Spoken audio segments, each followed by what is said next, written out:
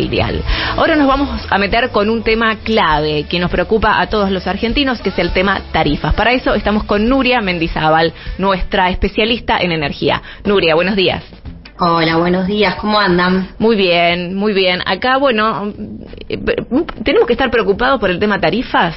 O bueno, bueno, qué pregunta.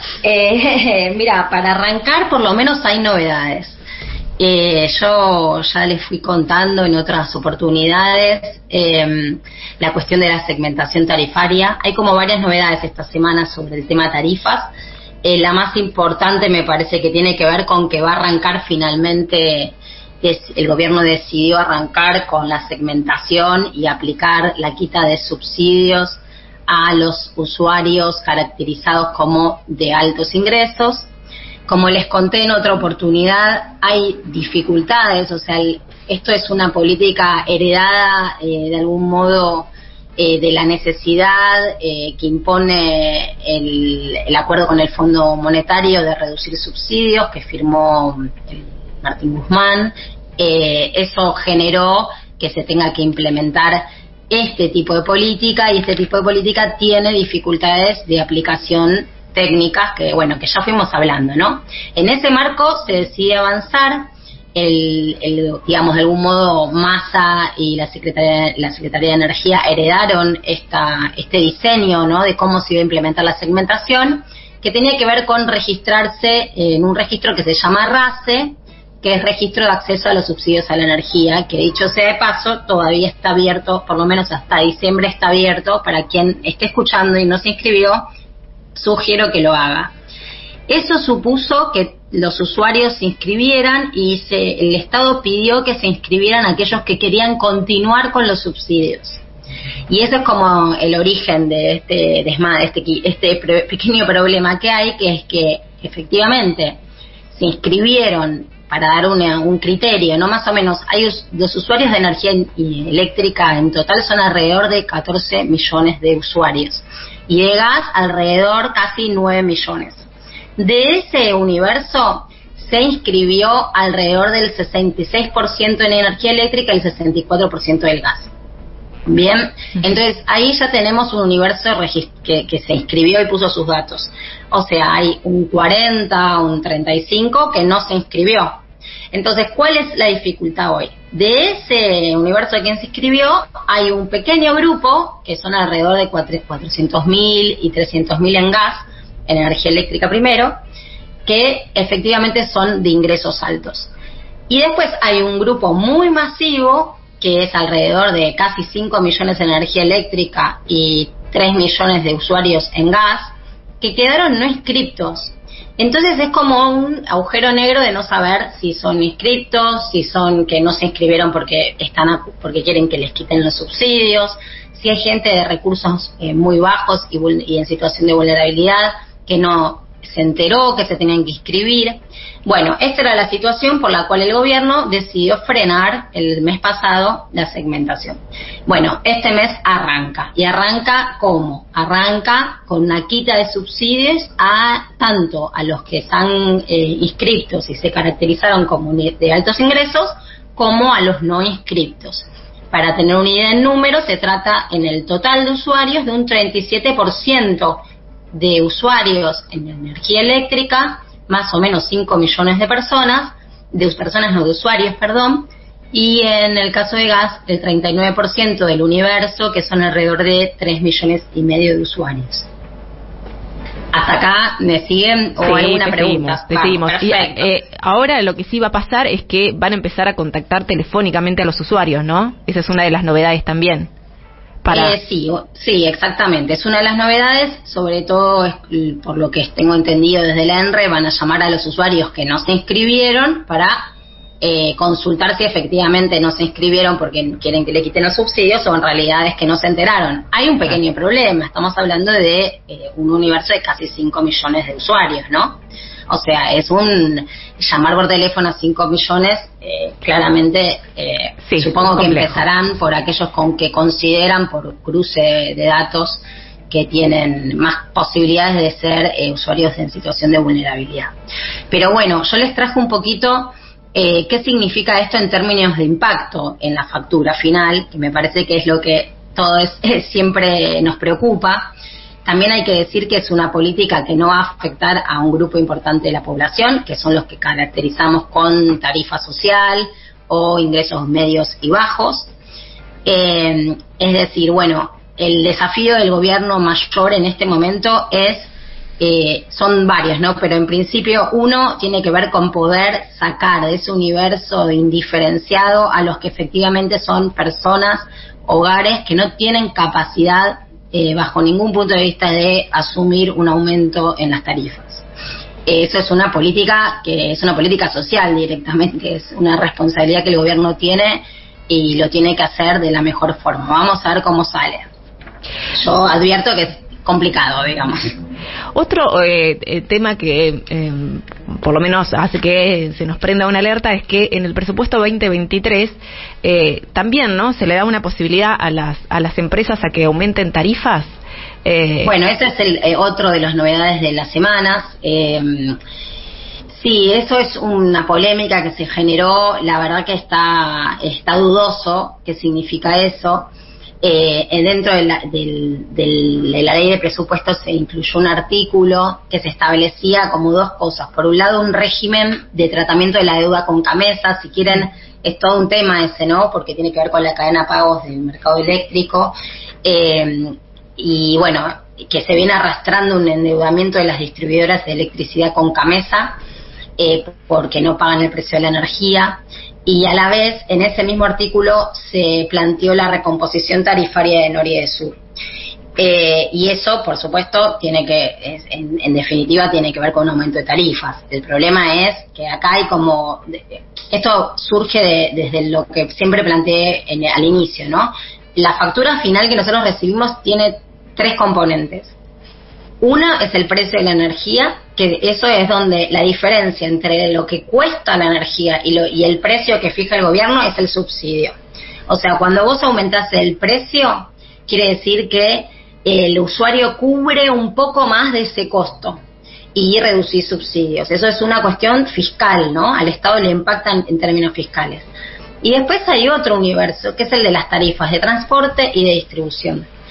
Cuando eso se congela, o cuando el Estado avanza con la quita de subsidios en un contexto como el actual de inflacionario, ¿no?, donde y con una crisis energética internacional que hace que te aumenten los costos, no habilita un aumento de tarifas a las empresas de transporte y distribución, lo cual hace que en una inflación de casi el 100% anual, las tarifas vayan quedando retrasadas en términos de la inflación.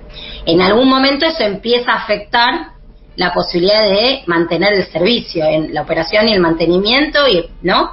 Claro. Entonces, ahí hay un problema que tiene que ver cómo se piensa el mercado en sí, el sistema eléctrico o el de gas, y cómo interviene el Estado para efectivamente tomar decisiones que de conjunto, ¿no?, que no afecten al buen funcionamiento del sistema por un lado, y que a la vez no sea una cuestión de ir siempre por la quita de subsidios y en ese sentido terminás teniendo un problema con las empresas que llega un momento que no le actualizás más la tarifa, o si vas como hizo Macri con las dos cosas a la vez, generas un tarifazo tremendo, y si vas solo dando tarifa a las empresas, afectas las cuentas del Estado.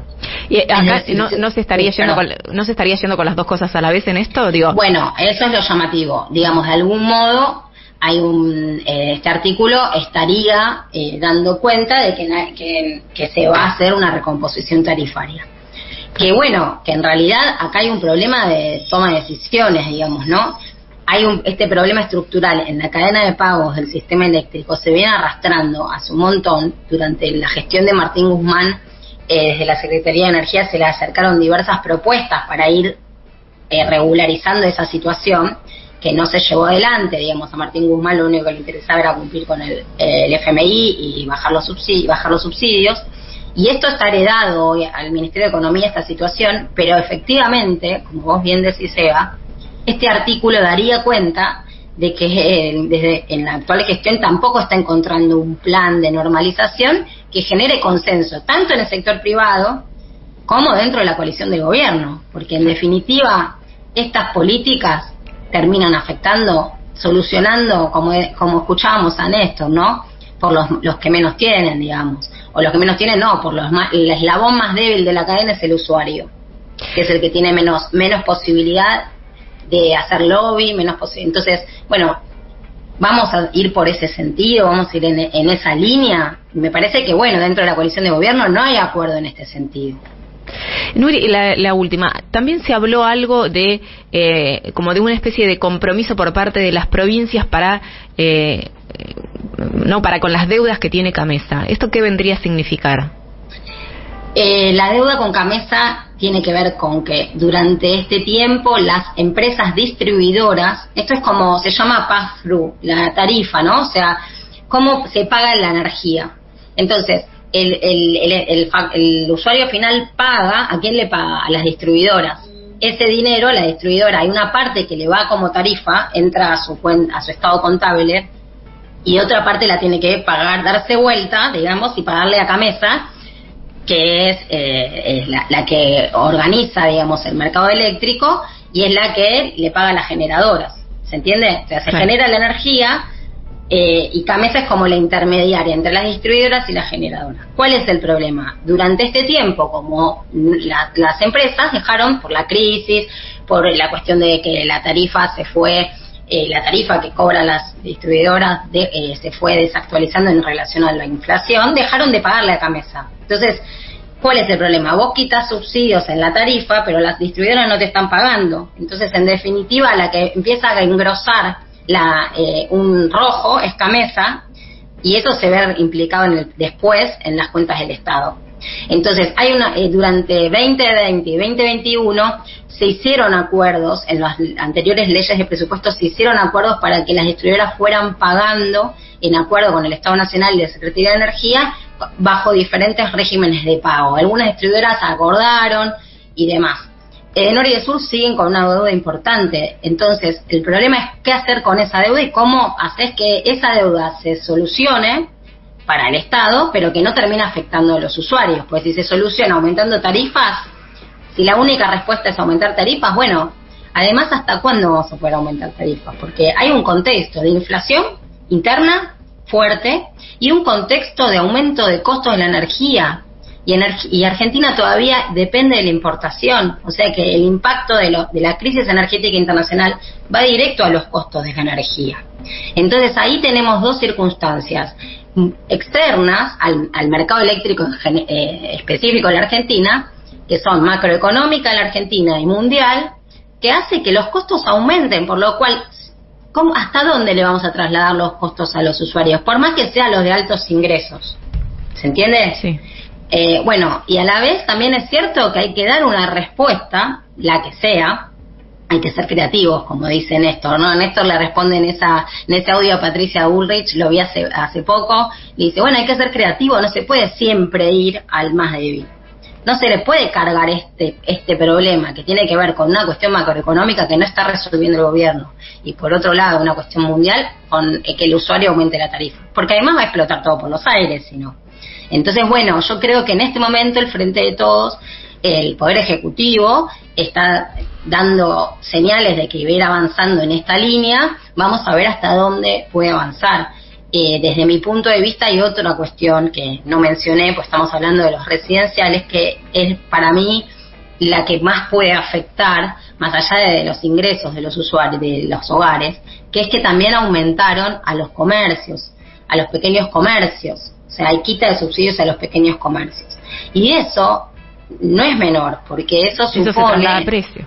Exactamente. Entonces, como estamos viendo, el problema energético no es un tema que requiere previsibilidad para poderlo resolverlo a largo plazo, con una macroeconomía relativamente estabilizada, y no es el momento. Entonces, a mí me llama la atención que se plantee dentro de un artículo del presupuesto que se va a llamar una RTI, por ejemplo, una revisión tarifaria integral, que supone acordar con las distribuidoras tarifas, un sendero de tarifas por 5 años. ¿De qué forma podés, en este contexto de inestabilidad y de inflación, acordar un sendero de precios, por ejemplo?